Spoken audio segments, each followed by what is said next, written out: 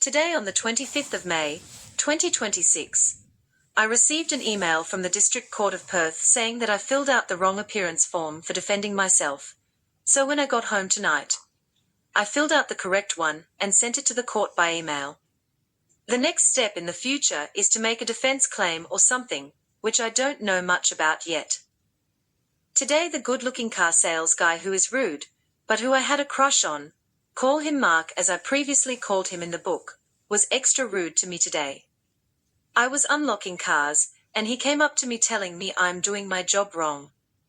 I couldn't unlock one car because I couldn't find the key, so I was going through all the keys that I haven't done yet to find it. He said another car sales guy has the key in his drawer at his desk because he sold the car. He was being mean about it. He said, now you have to unlock all the cars again, because they all locked. I said, no I don't, because I only pressed the keys that I haven't done yet. He was just being so rude. Then, one colleague went to talk to him and asked if we should fill up the cars using the list I made of cars that need fueling up. He said, no, don't fill up the cars. He just had a problem because I wrote the list, and he suddenly hates me or something. So, I told another co-worker and she said stuff him and his attitude, I'll fill them up myself. Then she filled up all the cars on the list. One lady, who I suspect has a crush on the car salesman Mark, is taking time off for apparently being treated badly at work and being given too much paperwork to do. I think she is also taking time off because she is mad at Mark for flirting with me in the past. She can have him for all I care. I'm over him and thankfully too. Now I can concentrate at work and not feel nervous or frozen. The reason I suspect she likes him is because she blocked me on social media, doesn't give me eye contact, or say hi back to me. She looks at him, and also she told me to use the microwave upstairs to cook my lunch in the future, probably so that I'm not in his vicinity. She dressed up really nice that day too and wanted him to see her, I guess. I could be totally wrong about my senses though. Today the ladies behind the reception were actually so nice to me today for some reason. One of them has always been so nice to me, but I don't see her often because she must be casual. Today is the 27th. As soon as I started work today, my boss in the detailing department told me I have to do all the service washes now, even though he said yesterday that he will do them. The reason being is because the teenager was too slow at it. He promised to share the workload. He went back on his word, like he always does. He complained to the head CEO about doing service washes. I told him yesterday that if I have to do service washes, I want a pay rise because it's 5 times harder than normal detailing. It's more physically demanding and time constraining. He was yelling at me to do it, and I'm not getting a pay rise. I felt upset and angry all day.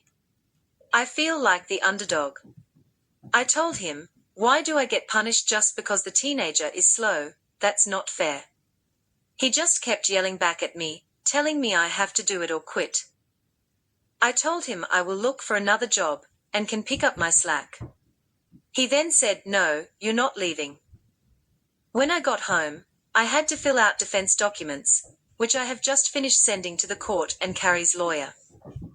I sent all the PDFs I made with evidence as well, hoping it will help my case. We will find out. The detailing manager is so lazy and goes back on his word constantly. He is unreliable and makes fake promises. He said he will fill up and label all the chemicals, but he still hasn't. I told him the company can get fined if there's an audit because there's no labels on the chemicals. I almost used acid on the car paint because he didn't label the tubs of chemicals. It's an OHS issue. He needs to take it more seriously. If I am made to do service washes again next week, I am going to actually quit on the spot. I deserve better, and he's the laziest manager I have ever worked for. Also, I am over everyone there, no crushes or anything. I want to leave.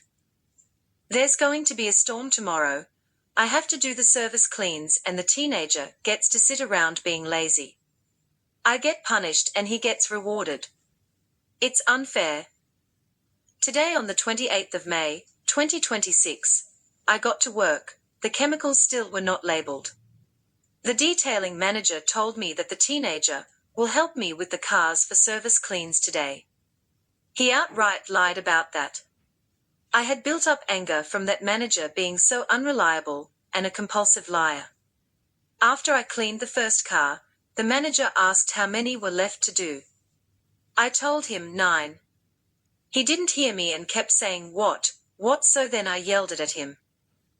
Things became awkward after that. He went quiet and offended. Before all that happened, I asked him to label the chemicals again. He printed the labels, took them all the way to the pressure washer shed, where the chemicals are kept, and he put the labels right next to the tubs and bottles instead of sticking them to the right products that needed labels. That is negligence. He said I know which products need which labels, but I actually don't know which ones need what labels. So that was already on my nerves, the audacity of him to do something so simple and being so negligent. I worked out that today I washed 11 cars in 5 hours and 45 minutes. My shift is 8 hours. If you take lunch and tea off and take the hour off in the morning, when I had to wait for the first car to be ready to wash, then it adds up to be just under 6 hours. I think I did a good job, and did everything how I was supposed to as well. He said I know which products need which. At the end of the shift, the detailing manager told me today is my last day doing service washes, and they found someone to do it from now on. He said I was too inconsistent. How on earth can I do 11 cars in that short time span, properly detailed and professionally? It's impossible, especially when most of them have gravel all through them. It's unfair the way I am treated in that place. I always become the underdog. Now once again I am the bad guy. The detailing manager probably told heaps of lies to the upper manager to make me look bad, and so I don't say my side of the story first. They won't believe me anyway, so I'm not saying anything to them. No one ever asks for my side of the story. The courts haven't gotten back to me by email yet, and there's a long weekend coming up. I'm not sure when they will respond to me to tell me whether I filled the form out properly. I have to admit I am a bit scared of losing against the defamation case. I hope if I do lose, that I will be let off as a first-time offender or something. I hope the new lady, who's starting tomorrow, will be able to do service washes. I made a bet with the teenager that she will probably only last 2 weeks, unless she is really fit.